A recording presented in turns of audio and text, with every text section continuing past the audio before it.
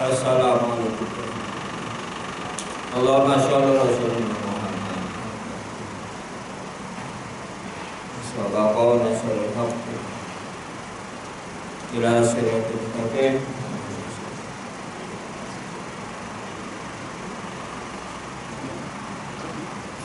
Rabbi asir wa asir.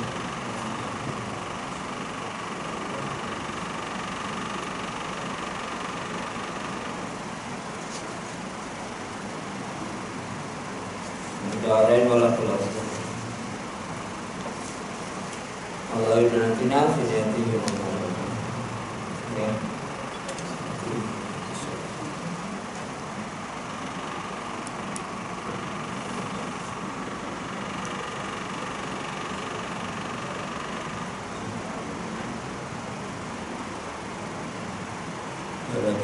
Nabi Mustafa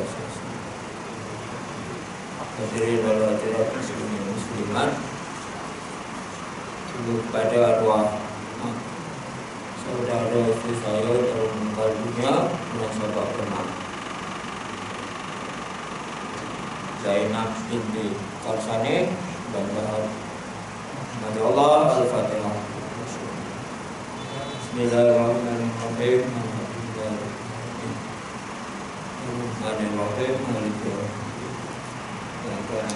Ya karena selain sudah sampai sudah kaji hari ini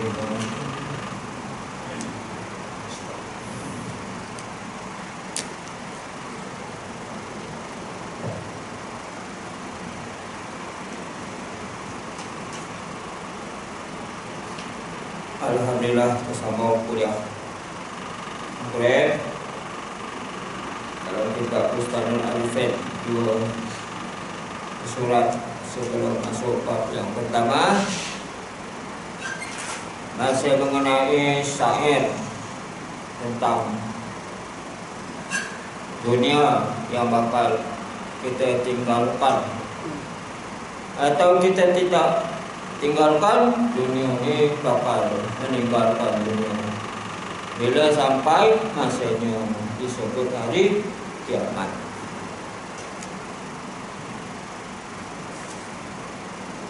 Setelah kita tahu tentang keadaan dunia ini bakal binasa, maka mereka yang akan meninggalkan dunia juga maka datang kerana satu kesedihan.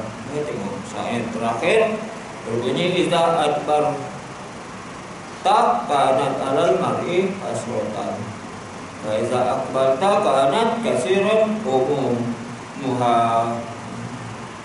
Ketika dunia itu berpaling meninggalkannya, maka ketika itulah ia akan bersedih. Bila dunia akan meninggalkan kita, bila kena rumah di lereng bukit runtuh, terbakar,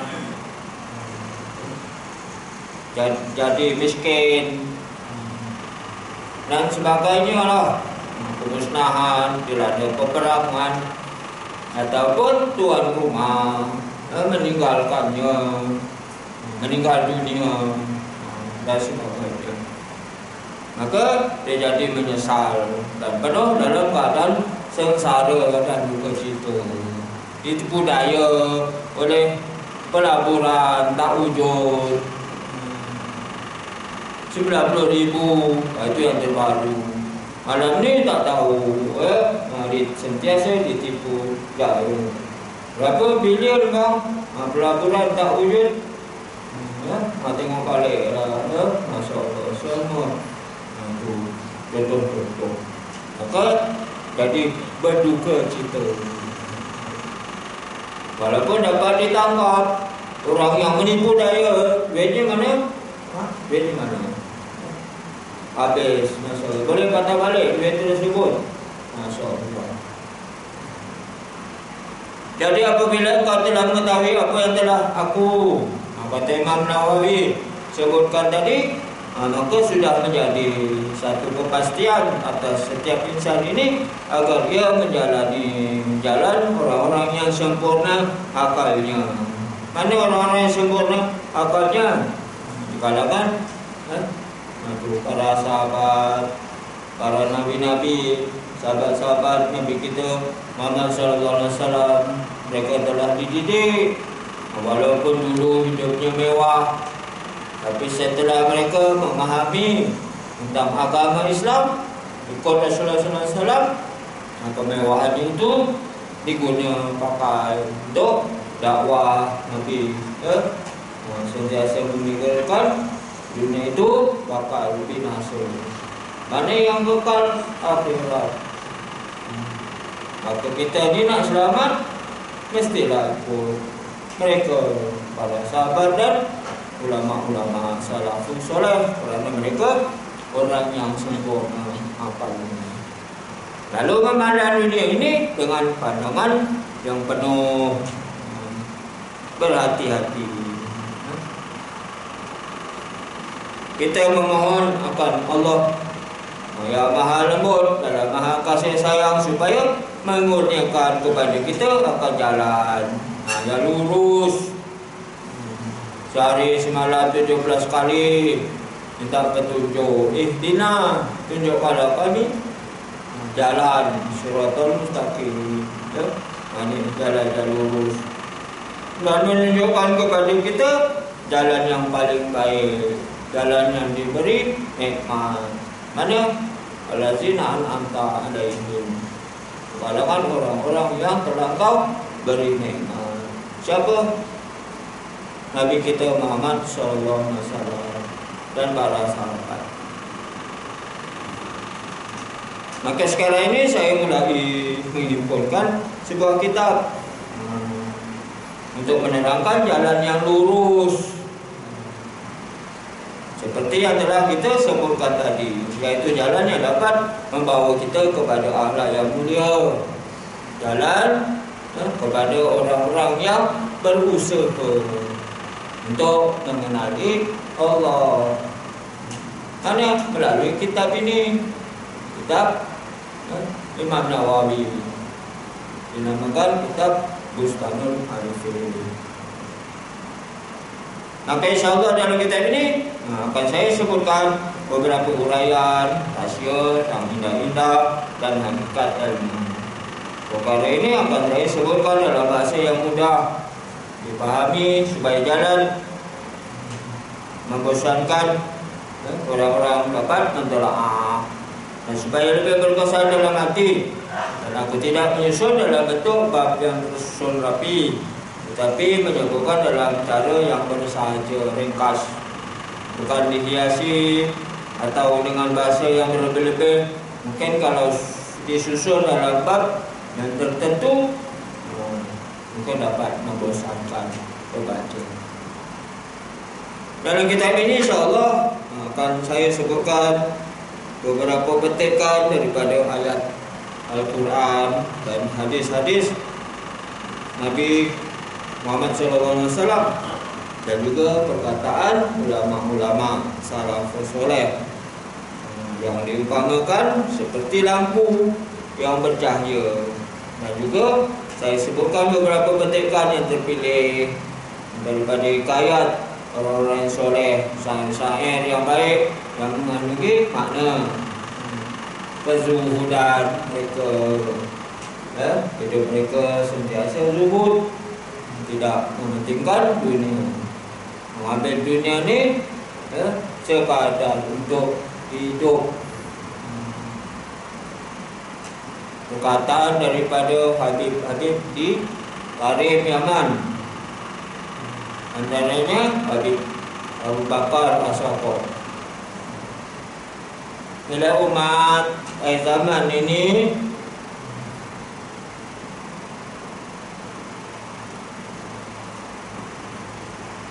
ada dua perkara ini, maka mereka akan menerima musibah.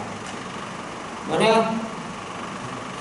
Bila mereka tidak lagi membaca kitab-kitab ulama salafus soleh, mereka baca kitab-kitab, buku-buku daripada pemikiran ahli falsafah. Yang kedua, mereka tidak mau mengikuti jejak perjalanan ulama-ulama salafus soleh. Ulama-ulama salafus soleh ni, bila mereka menerima ilmu, segera diamalkan. Dan mereka menuntut ilmu bukan untuk sijil atau anugerah. Bila adanya dua perkara inilah yang saya sebut, maka kita lihat umat sekarang ni banyak menerima musibah. Kerana aliran falsafah ni, mereka jadikan dunia sebagai benda, sebagai hamba. Lalu mereka menjadikan sebagai kebendaan. Bila jadikan kebendaan material, maka manusia jadi hamba kepada dunia dengan 4 perkara. Pertama, mementingkan kediaman. Nak cari ketenangan, buat rumah di lereng bukit, di atas gunung, tanpa memikirkan lereng bukitnya macam mana. Jadi binasa. Untuk mengukuhkan, memerlukan perbelanjaan 2 tahun. Kita nak 2 minggu je. Terpaksa 2 tahun juga. Kerana musim hujan. Betul tak? Itu bukit mana? Cari sendirilah. Mementingkan kediaman dan perhiasan di dalamnya. Masya-Allah. Hari ini nak sewa dewan, baik dewan masjid, dewan homestay. Anak-anak kahwin berapa ribu gaji? 15,000. Kalau dewan masjid, masya-Allah, tak tahulah. Itu demi nak kahwinkan anak. Hari Minggu kemarin sepupu saya, dia pun kontraktor yang berjaya, sewa dewan dekat masjid negeri 2 tingkat. Itu dewan masjid negeri. Kat sini masjid ini Mahabatan ada dewan. Kena buat boleh sewa 10,000. Masya-Allah, untuk. Yang kedua, pakaian dan perhiasannya, pakaiannya. Masya-Allah, pakaian. Lebih-lebih lagi pakaian isteri, pakai perempuan nak kahwin, nak tengok pakaian isteri kita ya. Berapa banyak pakaiannya, terpaksa belikan 5 almari.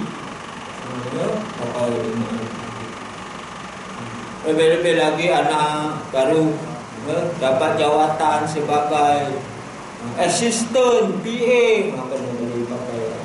Ada yang beli pakaian baju bandel? Ada? Tak ada. Masya-Allah, mesti pakaian bergaya. Yang ketiga, berjenis-jenis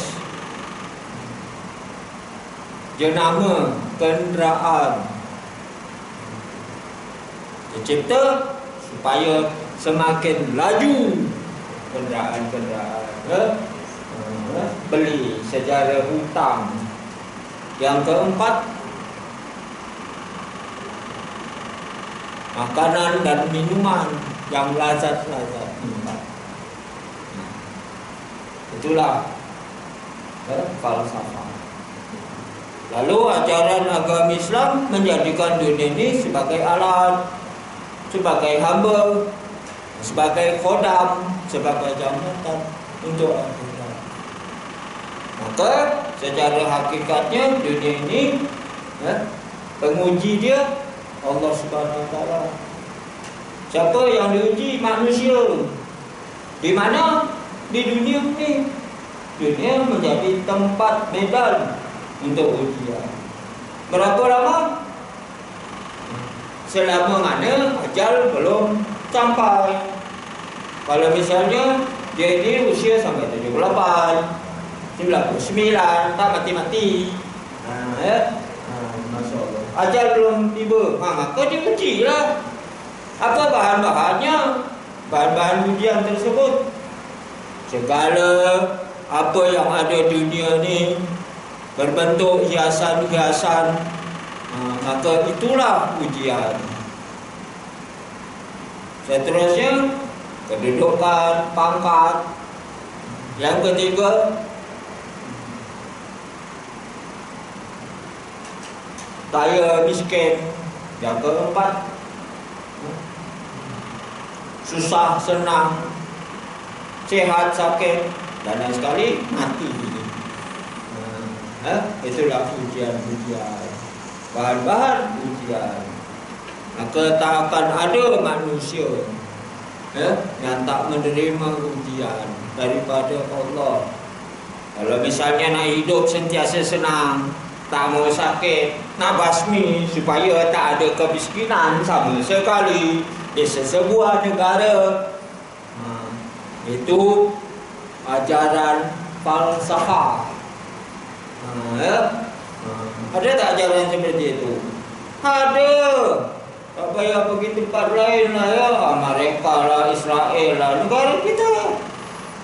Kadar kemiskinan kita berjaya membasmi. Ada sampai 100% ya? Mana? Negeri mana? Turkistan, Kazakhstan, Kyrgyzstan.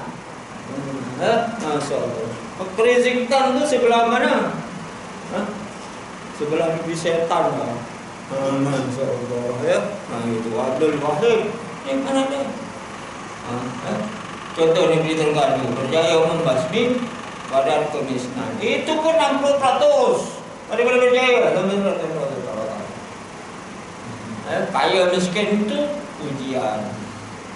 Allah Subhanahu Wa Taala jadikan dunia ini sebagai ujian, bukan hina hambanya, tapi itu hakikat. Dunia ini tempat ujian untuk menguji kesempurnaan manusia nanti, mengikut tingginya seseorang. Makin tingginya seseorang itu, semakin tinggilah ujiannya.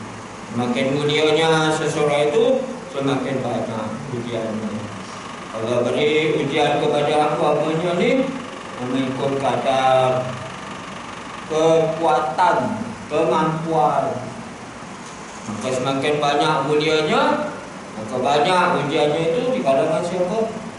Para nabi-nabi, para sahabat, para syuhada. Masya Allah. Itu Allah Subhanahu Wa Taala pilih. Allah beri ujian kepada kita ni, nikmat kesenangan, ujiannya sedikit. Orang-orang yang bakal mati syahid, ujiannya banyak. Mana? Palestin, diuji kemiskinan, Sudan, zaman, Syariah. Itu ujiannya, Masya Allah. Bukan sebulan, nak jumpa roti sebuku pun tak jumpa. Kita hari-hari roti canai jumpa. Sampai Masya Allah, tak habis makan, tak habis selera, buang. Nak bagi kucing, kucing pun tak lalu nak makan. Ada pula dibagi tulang kambing. Bagilah ke anjing makan tulang. Kucing ada makan tulang. Tulang ikan pun dia tak makan. Itu contoh dunia. Dan kita bangga. Nanti melalui kitab ini mudah-mudahan aku sebutkan seterusnya melalui martabat hadis-hadis tersebut, supaya kita dapat mengenali keindahan-keindahan hadis-hadis ini, dapat mengenali Allah memada, mencukupi, terima dengan sabar dan redha terhadap ujian-ujian dunia tadi. Hadis-hadis ini sama ada hadis sahih atau hasan.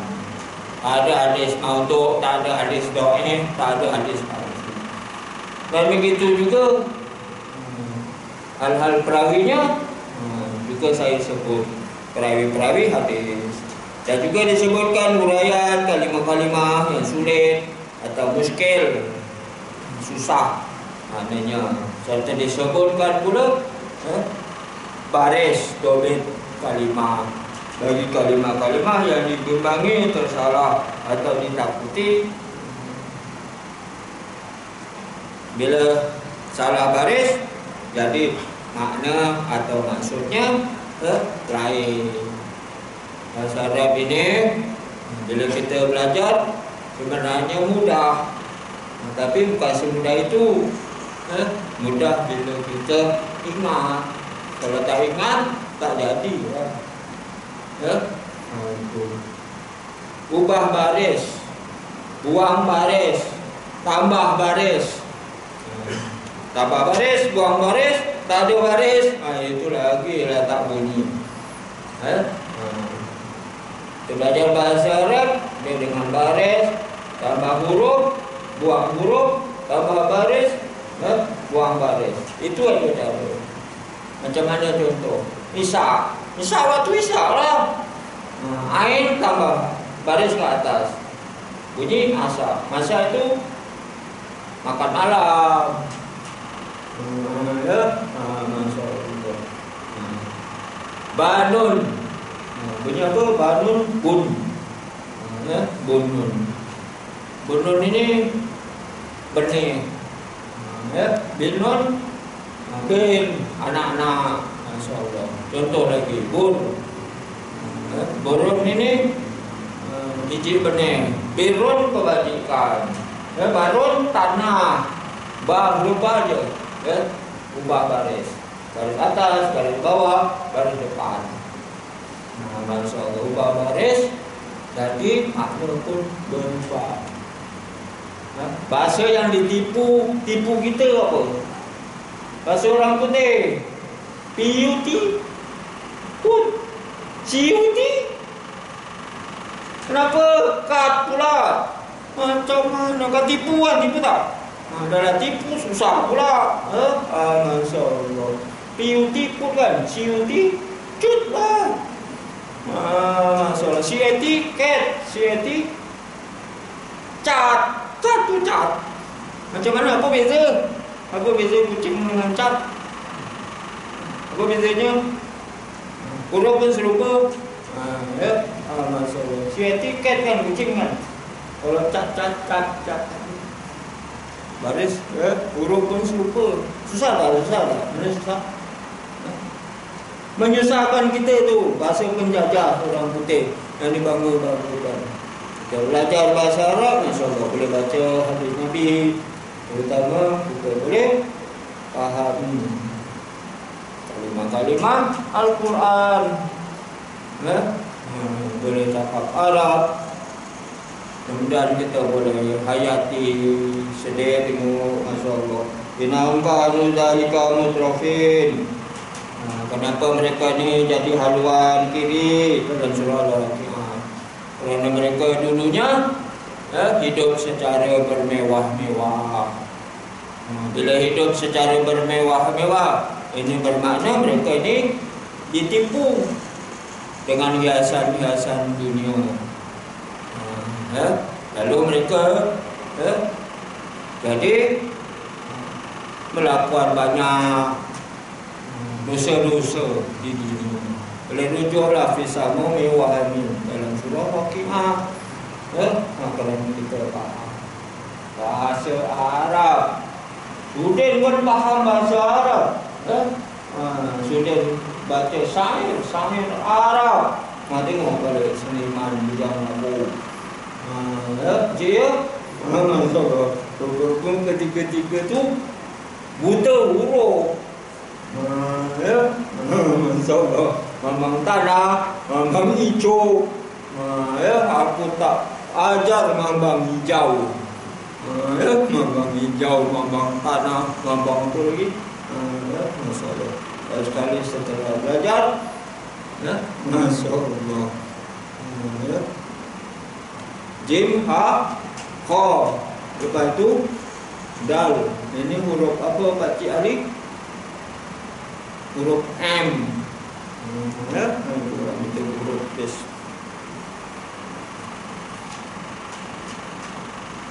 Dan terkadang saya sebut ni dapat terlalu panjang. Kemudian aku sebutkan juga sanad. Sanad ni rantaian perawi-perawi hadis ni sebenarnya ada hubungan-hubungan sanad. Sanad ni hubungan-hubungan sampai hadis tersebut kepada Rasulullah SAW. Kerana dengan itu akan lebih berkesan dalam hati orang yang mentelaahnya. Bukan terkadang saya tidak menyebutkan sanad tersebut sebab jadi terlalu panjang. Sanad orang-orang perawi hadis ni sampai 200 yang sebut dalam kitab ni, tak habis-habis. Jadi 100 jilid kitab ni. Sehingga jadi membosankan. Kerana kitab ini sebenarnya tulis untuk mereka yang banyak memenuhkan masa untuk beramal ibadat. Ajaran agama kita ni mementingkan ada 4 perkara. Yang pertama, akidah. Yang kedua, akhlak. Yang ketiga, ibadat. Yang keempat, syariat. 4 wajib kita mempelajari. Akidah, tauhid, akhlak, tasawuf, syariat. Bab ekonomi Islam, nikah, kahwin. Dan sekali ibadat, hubungan kita, solat, zakat. Supaya dapat tidak merasa berat dengan sebutan salam tersebut, kerana dapat memayakan dan membesarkan.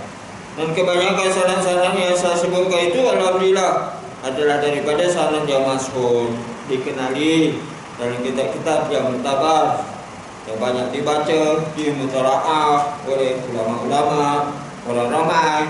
Dan apabila dalam hadis atau cerita-cerita yang saya sebutkan itu lafaz yang susah atau nama seseorang, maka hal ini saya terangkan sejelas-jelasnya. Nanti kita jumpa karomah-karomah para wali-wali. Itu ada yang kebetulan saya sempat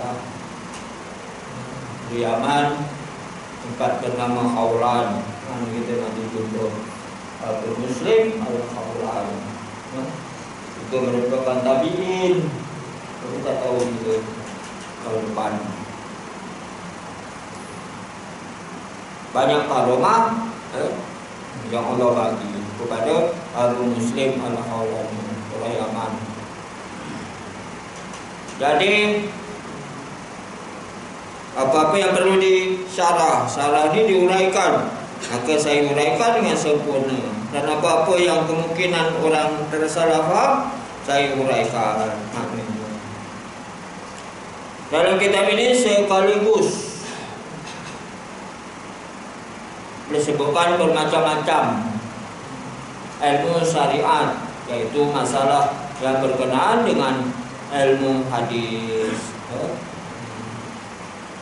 ilmu fiqh, ilmu akhlak, ilmu hadis Imam Bukhari, dan juga syarah dia Ibnu Hajar Al-Asqalani.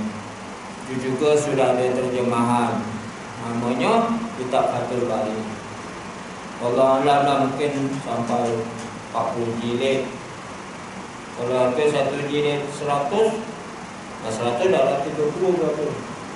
Bukan 3,000 ya. Boleh beli lah pihak masjid. Susu kita kena buat apa sini bila tinggi padnya. Terus saya jumpa dekat masjid Kenaga. Ada sini. Tapi daripada sana tiang mana dia? Tak tahu berapa. Asal ni? Belum. Patut lagi. Al-Mufiqah, macam kita pengikut-pengikut penting semuanya daripada Imam Syafi'i kita. Banyak ulama-ulama kalangan Imam Syafi'i. Nak mengaji pengikut-pengikutnya ni pun tak habis. Imam Bulkini, Imam Muzni, Ibnu Hajar, Syekh Ramli, Imam Rafi'i, beratus-ratus, Masya Allah. Semua pengikut Imam Syafi'i. Imam Nawawi, hebat-hebatnya Imam Nawawi. Boleh buat mazhab sendiri, mazhab mutlak, imam mutlak. Tapi masih bermazhabkan Imam Syafi'i. Itulah beralih dengan mazhab lain, atau tak guna pakai mazhab tolak ulama, nak buat ulama sendiri. Siapa kita? Berapa hadis yang kita hafal? Imam Nawawi ni 100,000 hadis lebih. Dah boleh buat mazhab sendiri. Masya Allah. Siapa kita? Hebat. Ngaji tak seberapa-berapa kitab kita hafal. Kitab Tanbih ni ada 4 jilid. Tak sampai setahun Imam Nawawi meroja'ah. Saya ngaji pun tak habis kitab Tanbih. Di Yaman dulu dijadikan buat majlis-majlis harian ni, buat ceramah sekian-sekian. Kita bawa. Masya Allah. Kat kita ceramah, ada orang yang apa? Masya Allah. Mana? Tak ada. Masya Allah. Siapa kita? Seterusnya ilmu al-haq. Itu dipelopori oleh Imam Ghazali. Belum lagi kita mengaji Ibnu Madian, Ibnu Arabi, Ibnu Athaillah. Kalau ada ustaz-ustaz, pengarang-pengarang kitab, itu pun sudah ada barang mereka ringkas, kita ikam, belilah. Kita buat ringkas. Masya Allah. Dia terjemahkan said-saidnya. Kalau ngaji kita ikam, Masya Allah, agak susah bukan beli dan reka-reka. Dan seterusnya disebut beberapa masalah fiqah yang menjadi kesamaran ramai melalui hadis-hadisnya. Disebutkan masalah-masalah ilmu tauhid, mesti berdasarkan Imam Abu Hasan Al-Asy'ari. Itu ilmu tauhid. Beberapa kaedah yang indah-indah, masalah ganti-ganti yang sangat baik disebutkan dalam majelis-majelis surah ramai. Serta disebutkan pula ilmu yang berkenaan dengan hal ahwal hati, supaya hati ini itu hidup dan tidak mati. Supaya dengan ilmu-ilmu tadi, khususnya ilmu akhlak, ilmu tasawuf, dapat menghidupkan, menawarkan penyakit hati.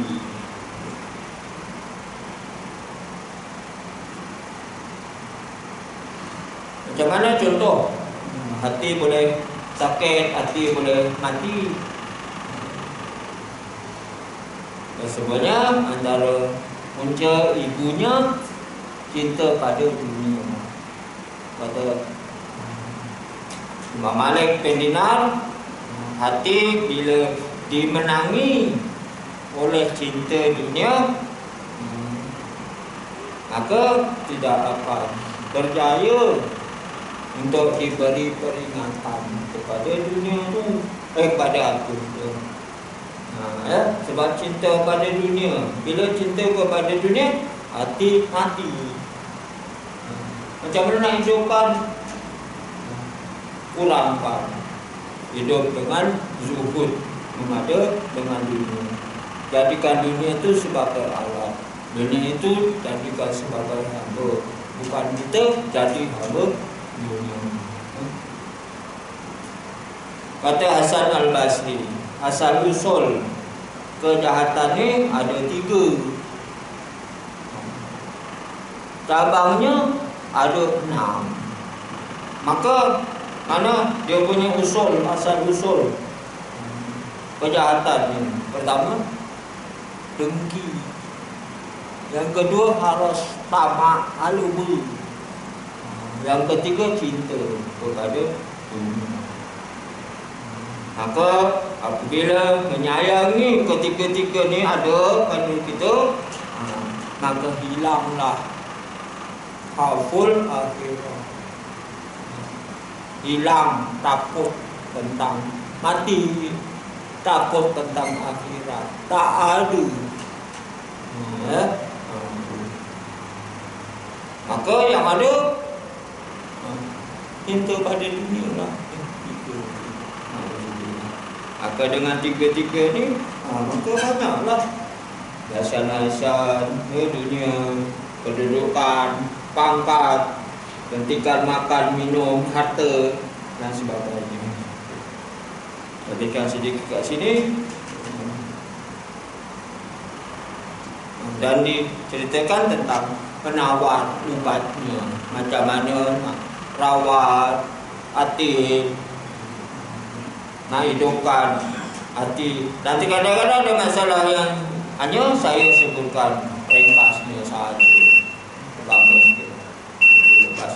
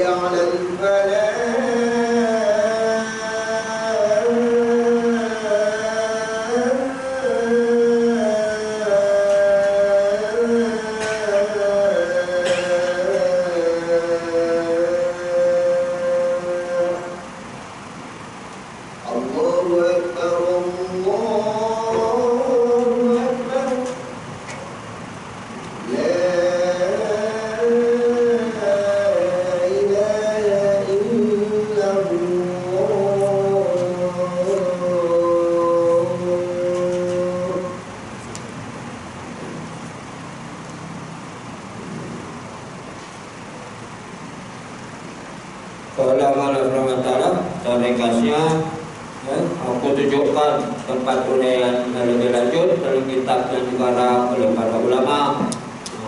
Terkadang aku tunjukkan supaya dapat merujuk kitab yang telah dikarang. Tujuannya bukan semata-mata demi kebanggaan untuk memperagakan nama, tetapi semata-mata untuk mencari petunjuk ajar kepada kebaikan. Dalam mengarang kitab-kitab Imam Nawawi ini pun ada ujian, orang dengki, melihat ada sebagian orang yang menganggap ada aib, dicari aib, kecacatan yang ada pada Imam Nawawi dengan anggapan timbul masih ada kejahilan, buruk sangka, dengki, kami peduli, keras kepala. Imam Nawawi ini, Masya Allah, orang yang ikhlas, ulama salafus soleh pun ada ujian daripada orang dengki. Maka Imam Nawawi tetap doakan, mudah-mudahan orang tersebut suci batinnya daripada perang sangka yang jahat, sifat suka mencela kepada orang lain, dan terusnya diberi kemuliaan, syafaat supaya diberi hidayah orang tersebut. Kita para muslimat, orang-orang yang minat, yang mahu mengaji kitab ini, Imam Nawawi doakan bukan untuk dirinya. Orang yang dengki ini Imam Nawawi doakan, termasuk kita ni muslimin dan muslimat, supaya dapat keridhaan Allah, dapat syafaat daripada Nabi kita Muhammad sallallahu alaihi wasallam. Ini sifat ulama-ulama salafus saleh. Dan seterusnya dapat bersama-sama saya dalam syurga yang mulia. Dan doa Imam Nawawi lagi kepada muslimin dan muslimat diberi syurga di tempat yang tinggi. Imam Nawawi tak ada doa apa untuk dirinya, keluarganya. Masya Allah, orang soleh, orang mulia, Masya Allah, dia doakan kita. Rasulullah SAW pun sama doakan kita, dia sayang dengan kita.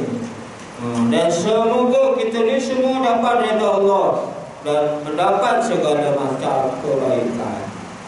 Dan dengan Allah, aku berpegang teguh, dengannya aku meminta tolong, atasnya aku bertawakal, dan tidak ada daya upaya kecuali atas pertolongan. Dan tinggi lagi Maha Agung, Allah saja dapat menunjukkan kita. Allah itulah sebagai tempat untuk kita berserah diri. Ada anugerah Imam Nawawi dapat datuk. Ada mana-mana Imam Nawawi dapat sijil. Ada sijil apa? Imam Nawawi ada dapat sijil SPM. Ada berarti ada TLB, CCTV, PU, PA, apa lagi? Tak tahu lah. Ada bang bahasa Jepang ada. Maksudnya dapat gelaran imam pun al-imam. Imam boleh lah, imam solat. Ada dapat al-ni ada al-imam. Tak ada imam miskin. Ya Allah, sekali aku mohon kepada Kau dengan segala cara wasilah meminta syafaat kepadamu, dan segala apa yang dapat memberi syafaat agar Engkau memberi manfaat kepada aku, kepada semua kekasihnya, dan segala muslimin dan mereka-mereka yang percaya khatam atau membaca kitab ini. Mudah-mudahan dapat manfaat yang menyeluruh dan bersamatan.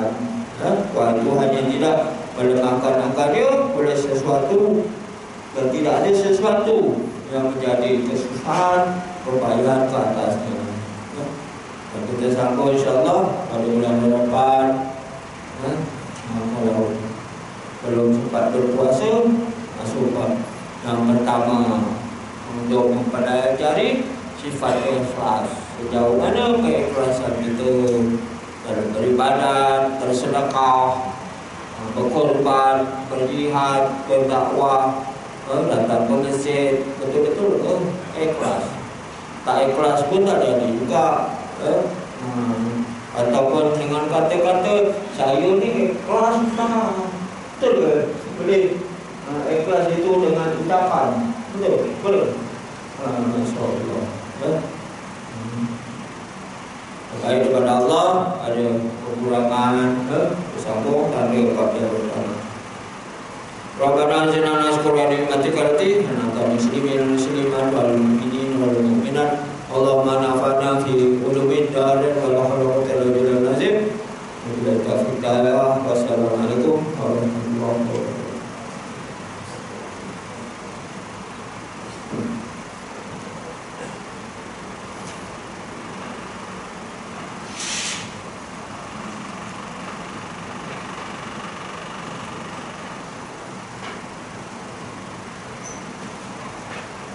Alhamdulillah.